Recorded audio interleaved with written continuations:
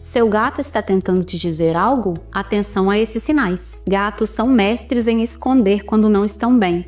Mas será que seu bichano está te dando pistas de que algo não vai bem? Se seu gato está mais quieto, arisco ou menos sociável do que o normal, isso pode ser um alerta de dor ou desconforto. Parou de comer ou está comendo demais? Isso pode indicar desde problemas digestivos até doenças renais.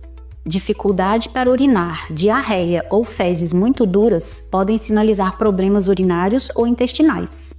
Secreções, inchaço ou sensibilidade à luz podem indicar infecções ou até doenças mais graves. Pelagem sem brilho, falhas ou lambedura excessiva podem ser sinais de estresse, alergias ou doenças de pele. Ficou em dúvida? Não espere o problema piorar. O acompanhamento veterinário pode salvar vidas e garantir o bem-estar do seu pet. Agende uma consulta aqui na Bicho Querido e cuide do seu melhor amigo.